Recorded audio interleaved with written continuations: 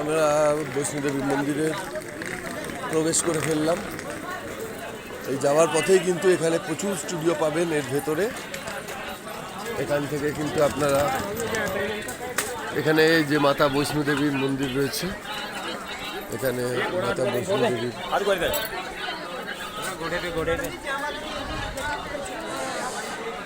দেখুন এখানে বিভিন্ন ধরনের কিন্তু স্টুডিওর ভিতরে রয়েছে।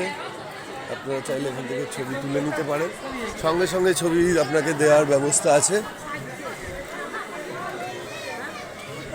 আমরা ধীরে ধীরে এগিয়ে যাব এবার আস্তে আস্তে। আমরা ভেতরে একটা মন্দির রয়েছে ছোট, বৈষ্ণোদেবী মাতার, সেই মন্দিরে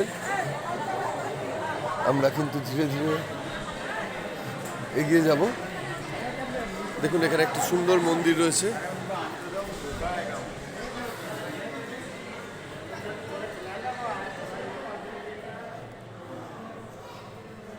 এখানে আপনারা দেখতে পাচ্ছেন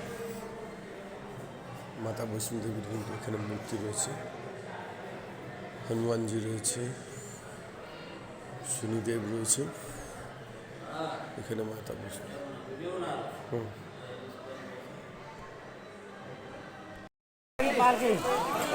এখানে পালকির ব্যবস্থাও আছে। আপনারা যারা মনে করছেন পালকিতে করে যাবেন, তো সেই পালকি করেও কিন্তু আপনারা যেতে পারেন। এখানে 4 জনে মিলে পালকি নিয়ে যাবে।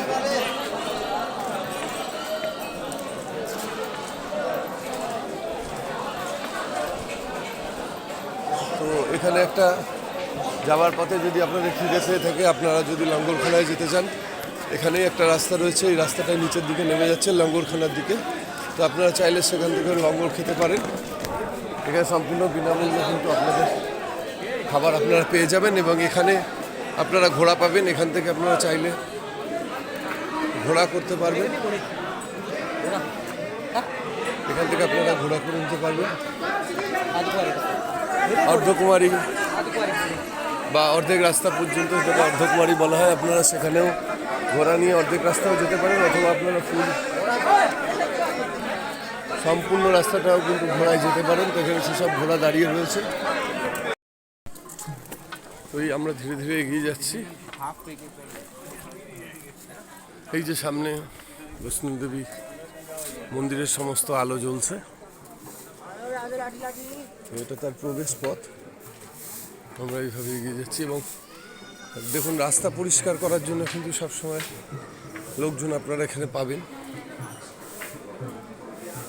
এখানে যে সমস্ত ঘোড়াগুলি রয়েছে, সেগুলো যদি কখনো পটি করে, তাদের পায়খানা পরিষ্কার করার জন্য কিন্তু সবসময় এখানে লোকজন রয়েছে। বাচ্চাদের নিয়ে যাওয়ার জন্য এই ধরনের গাড়ি রয়েছে।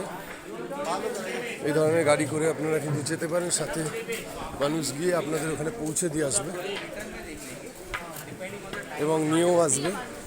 তো সেই হিসাবে যদি কোনো ছোট বাচ্চা থাকে, আপনারা কিন্তু তাদের সাথেও যেতে পারেন।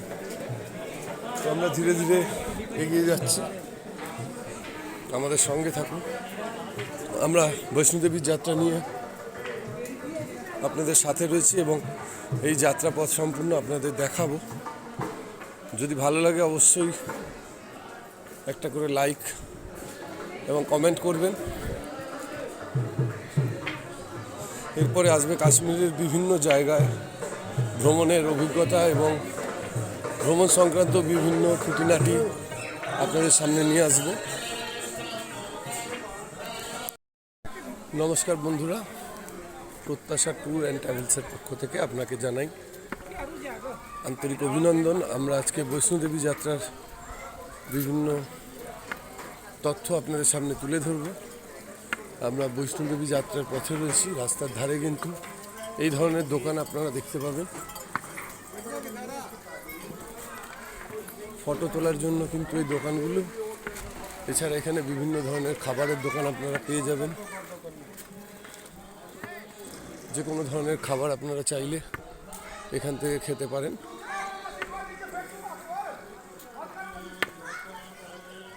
বহু হোটেল রয়েছে আশেপাশে, তো আপনারা খেতে পারেন। এখানে বিভিন্ন ধরনের খাবার রয়েছে এবং বিভিন্ন ধরনের ঠান্ডা পানীয় কিন্তু আপনারা পেয়ে যাবেন। তো খাবারের কোনো অসুবিধা হবে না এখানে। এবং এই যাত্রাপথের শুরুতেই আপনারা লঙ্গরখানা পেয়ে যাবেন, সেখান থেকে সম্পূর্ণ বিনামূল্যে কিন্তু আপনারা খাবার খেতে পারবেন। যাত্রাপথে বলে রাখি, যাত্রার সুবিধার্থে এখানে ঘোরার ব্যবস্থা আছে, এছাড়া ব্যাটারি গাড়ির ব্যবস্থা আছে, পালকির ব্যবস্থা আছে এবং ছোট বাচ্চাদের জন্য কিন্তু এখানে বিভিন্ন ধরনের ছোট ছোট গাড়ি রয়েছে এবং মানুষ তার সাথে করে যায় এবং ঘুরিয়ে আনা পর্যন্ত তারা আপনাদের সাথেই থাকবে। তো সেটা তেমন আপনারা একটা গাড়িও নিতে পারেন। এই হচ্ছে যাত্রাপথ। তবে এই রাস্তা খুব উঁচু, উঠবার সময় বিশেষ করে খুব ধীরে ধীরে চলতে হয় এবং বিভিন্ন জায়গাতে আপনারা ঘোড়া দেখতে পাবেন, ঘোড়ার ব্যবস্থা আছে, আমরা ঘোড়ার পিঠে চড়েও কিন্তু বৈষ্ণোদেবী যাত্রা করতে পারেন। সমস্ত রাত্রা জুড়েই কিন্তু আপনারা আলোর ব্যবস্থা পাবেন, সমস্ত রাস্তা জুড়েই কিন্তু আলো রয়েছে, ফলে আপনাদের চলতে কিন্তু কোনো অসুবিধা হবে না।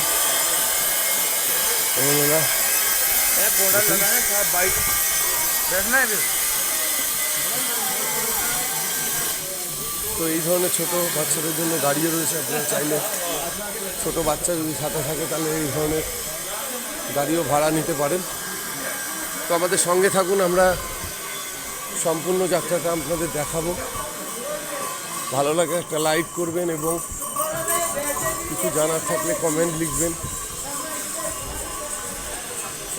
আমরা এরপরে কাশ্মীরের আরও বিভিন্ন জায়গার ভ্রমণের দৃশ্য এবং তার খুঁটিনাটি তথ্য আপনাদের সামনে তুলে ধরব। আমাদের সঙ্গে থাকুন।